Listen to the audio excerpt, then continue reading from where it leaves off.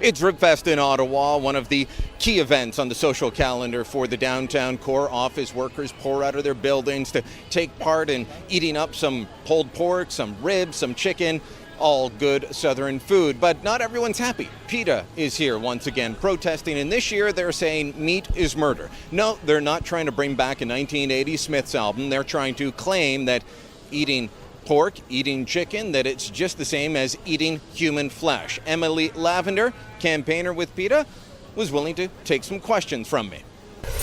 So there's Ribfest going on. Once again, you guys have found a stunt to try and draw attention to your cause. Really, is a person on a barbecue the same thing as ribs and pulled pork that's up and down the street right now? Well, that's what we're trying to make the connection, that whether it's a person, a pig, a cow, or a chicken, flesh is flesh. We're all made of blood, muscle, and bone, but before going to the slaughterhouse, these animals are mutilated without painkillers. They, suffer every day of their lives until they see the sun on their backs for the first time on their way to the slaughterhouse. And so we're encouraging people to go to our website, PETA.org, to see what happens to these animals. I mean, they've got personalities. They form families and friendships if given the chance. They're like us in so many ways. They're not as familiar to us as the dogs and cats that share our homes, but they're every bit as much. You honestly think that farm animals are raised without ever seeing the sun? Most animals are raised in factory farms in these filthy sheds or warehouses where, yes, the first day they see the sun is on their way to the slaughterhouse. That's not my experience with farming in Canada, so is that a Canadian example, or are you guys importing the worst examples that you can find from around the world?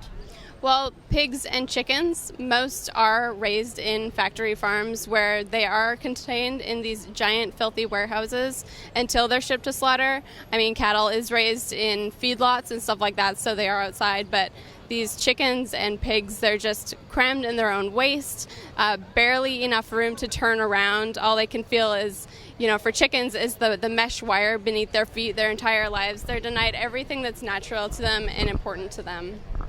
Do you think I would argue with that on several fronts. I mean, we do have standards in this country in terms of how farm animals have to be treated, especially if it is for human consumption. Well, there are industry standards, and this is what we're finding, is that animals across the board are mutilated without painkillers.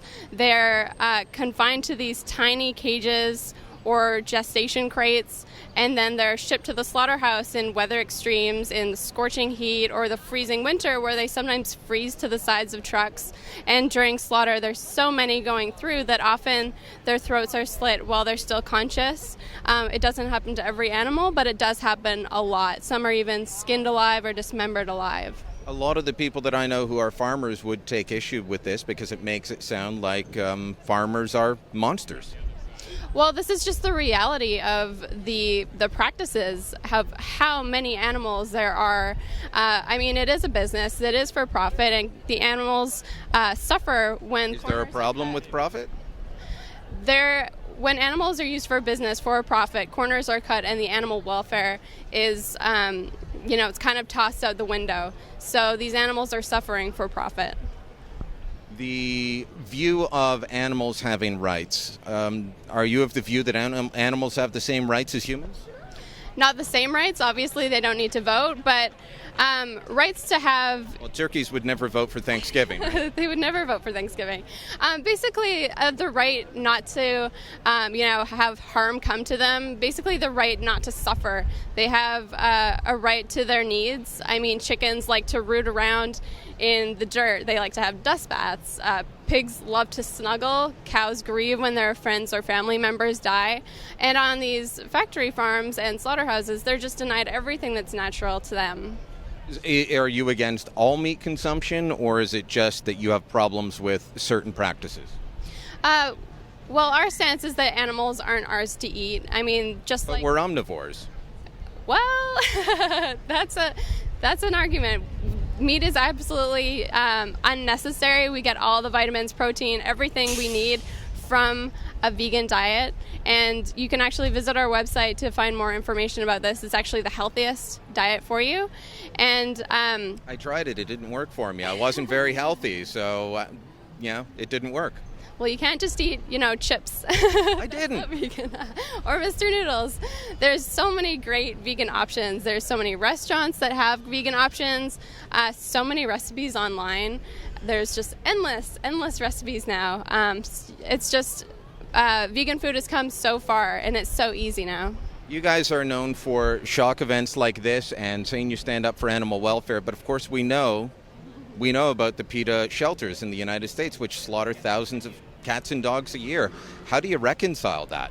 Well, PETA is a shelter of last resort. So most of the animals we take in are either too ill, they're too abused, or they're too aggressive to adopt out. And any that are adoptable, we send to an open admission shelter for the chance of finding a loving home.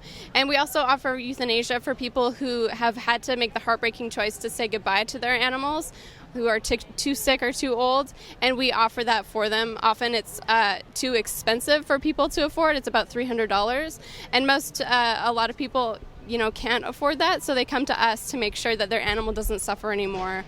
And PETA is working at the root of the cause to implement spay-neuter policies and also encourage people to adopt, and that's really what's going to end this animal overpopulation crisis, is spaying, neutering, and adopting. But you don't see a hypocrisy in calling for people to stop eating meat, stop slaughtering animals, and yet a lot of slaughter of domestic pets.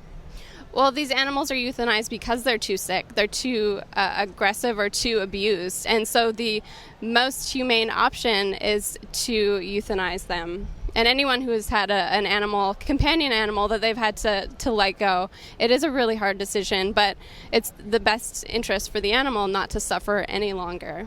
Emily, thanks so much. Thank you.